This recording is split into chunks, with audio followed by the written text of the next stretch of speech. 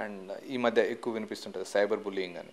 అసలు cyber bullying అంటే ఏంటి? దీనివల్ల పిల్లలు కానీ పెద్దవాళ్ళు కానీ ఎలా ఇబ్బందులు ఫేస్ చేస్తున్నారు? సార్ సైబర్ బుల్లింగ్ అంటే ఇప్పుడు మనం చేసే యాక్టివిటీస్ని బట్టి అవతల వాళ్ళ రియాక్షన్స్ ఉంటాయి సార్. ఇప్పుడు మనం పెట్టే మీరు ఇందాకన్నా ఫోటోగ్రాఫ్స్, మనం పెట్టే పోస్ట్, మనం పెట్టే మెసేజెస్, వాటికి వచ్చే కామెంట్స్, వీటి వల్ల మనకి తెలియసో తెలియకనో ఎనిమీస్ క్రియేట్ అవుతారు. రెండోది, ఒకవేళ వర్క్ రిలేటెడ్ పెడితే కూడా అది రేపొద్దున ఆఫీస్లో ఇంపాక్ట్ అవుతుంది.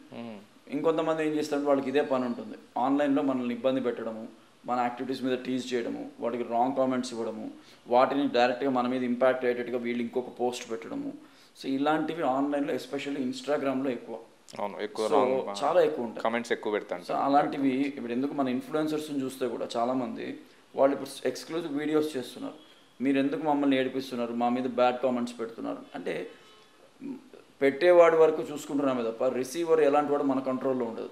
సో రిసీవర్ని గుర్తుపెట్టుకొని మనం చేయాలంటే పనులు చేయలేం ఎండ్ యూజర్ని. బట్ చేసే కంటెంట్ మళ్ళీ కూడా దానివల్ల మనకు వచ్చే కాంప్లికేషన్స్ మనం రెడీగా ఉండాలి. అట్ ద సేమ్ టైం ఇలాంటి వాళ్ళు తగులుతూనే ఉంటారు. టైంపాస్ చేసేవాళ్ళు కొంతమంది ఉంటారు, సీరియస్గా ఏడిపించే వాళ్ళు ఉంటారు, దాన్ని లీగల్గా కూడా మూవ్ చేసేవాళ్ళు చాలామంది ఉంటారు. సివియారిటీని బట్టి అవసరమైతే you can go up to an FIR cyber 1930 చెప్పి, తర్వాత లీగల్గా ఒక అడ్వకేట్తో మాట్లాడి. సైబర్ ఎంత నంబర్? 1930. ఇది నేషనల్ పోర్టల్ ఇచ్చింది. ఓకే, దీనికి ఫోన్ చేసి ఒక హెల్ప్ లైన్ క్రియేట్ చేసుకొని ఆ హెల్ప్ లైన్లో కేసు రిజిస్టర్ చేసి వీలైతే నియరెస్ట్ పోలీస్ స్టేషన్కి వెళ్ళి చెప్తే